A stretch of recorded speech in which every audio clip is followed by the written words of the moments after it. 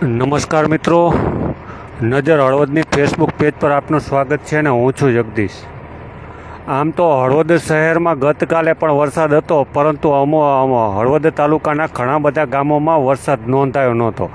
પરંતુ આજે પણ ફરી એક વખત હળવદમાં મેઘરાજાએ મહેર કરી છે ને અત્યારે સારો એવો વરસાદ વરસી રહ્યો છે અને છેલ્લે 10 મિનિટથી વરસાદ વરસી રહ્યો છે. આમ તો હળવદ પંથકની વાત કરીએ તો હળવદ પંથકમાં મોટા ભાગે અત્યારે ચોમાસું પાકોનું વાવેતર થઈ ચૂક્યું છે ને જેમાં પણ કપાસ, મગફળી સહિતનો મુખ્યત્વે પાક છે. અને ખાસ તો હાલમાં કપાસ અને મગફળી સહિતના પાકોને પિયતની જરૂર હોય અને તેવા જ સમયે વરસાદ વરસતા ખેડૂતો માટે ક્યાંક ને ક્યાંક આનંદના સમાચાર છે. એટલે અત્યારે આપણે હળવદ શહેરના દ્રશ્યો બતાવી છે અને હળવદ શહેરમાં છેલ્લી 10 મિનિટથી ધીમી ધારે વરસાદ વરસી રહ્યો છે.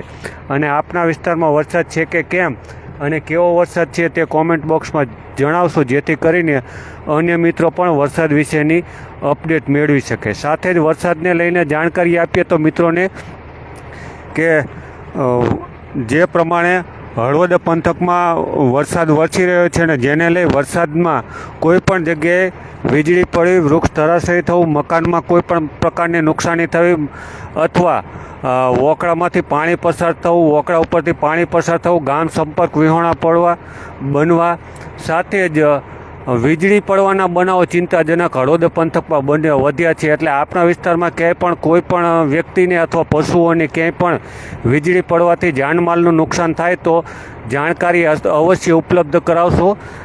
ગતકાલે પણ 2 જગ્યાએ અલગ અલગ વીજળી પડવાના બનાવો સામે આવ્યા હતા, જેમાં વાત કરવામાં આવે તો ચૂપણી ગામે અને ખેતરડી ગામે. જેમાં ચૂપણી ગામે રણછોડભાઈ છે તેઓની ભેંસનું મોત અને ખેતરડી ગામે રણછોડભાઈની ગાયનું મોત. આમ 2 અલગ અલગ મૂંગા પશુઓના મોત નિપજ્યાના બનાવ સામે આવ્યા હતા.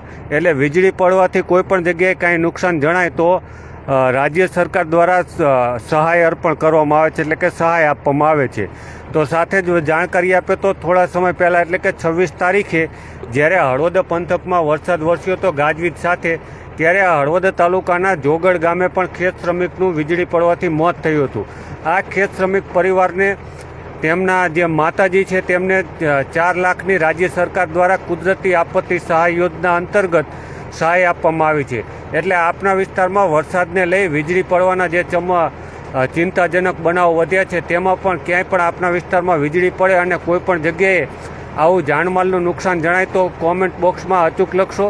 સાથે જ અમારો મોબાઈલ નંબર છે 84 014 82 014, જેના પર તમે વિડીયો મોકલી શકો છો અને જાણકારી આપી શકો છો, જેથી કરીને આપણે જવાબદાર તંત્ર સુધી આપની જાણકારી પહોંચાડીએ અને આપને રાજ્ય સરકાર દ્વારા કોઈ સહાય મળવાપાત્ર થતી હોય તો અમે મદદરૂપ બનીએ.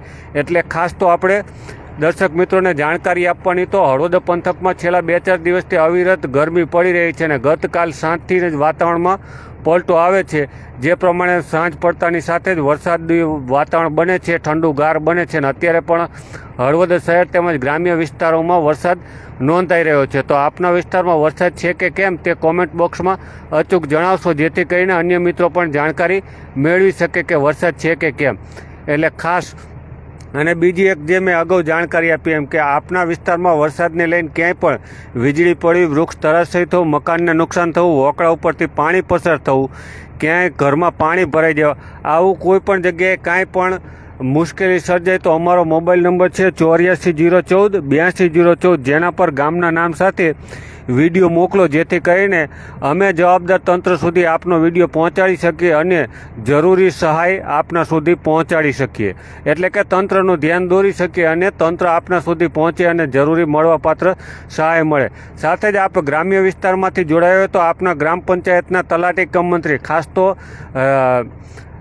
મોરબી જિલ્લાના DDO એટલે કે જિલ્લા વિકાસ અધિકારી દ્વારા એક આદેશ બહાર પાડવામાં આવ્યો છે કે કોઈ પણ જગ્યાએ ગ્રામ પંચાયતના તલાટીઓને હેડક્વાર્ટર છોડવાનું નથી. એટલે હેડક્વાર્ટર એટલે જે જગ્યાએ તેઓ નોકરી કરે છે તે જગ્યાએ તેઓને હાજર રહેવાનું છે. એટલે કે આવી કોઈ પણ વિકટ સમસ્યા સર્જાય, જ્યારે કોઈ વીજળી પડી અથવા કોઈના ઘરે પાણી ભરાઈ જાય, આવી કોઈ પણ સમસ્યા સર્જાય તો તેઓ તંત્રનું સીધું ધ્યાન દોરી શકે. એટલે આપના વિસ્તારમાં ક્યાંય પણ ગ્રામ પંચાયતમાં તલાટી હાજર હોય તો તેઓને પણ તમે જાણકારી આપી શકો છો. સાથે તલાટી કમ મંત્રીને પણ આપના વિસ્તારમાં કોઈ પણ જગ્યાએ વીજળી પડી, વૃક્ષ ધરાશયી થયું આવી જાણકારી ઉપલબ્ધ કરાવી શકો છો, જેથી કરીને રાજ્ય સરકાર દ્વારા કોઈ પણ સહાય આપને મળવાપાત્ર થતી હોય તો મળે.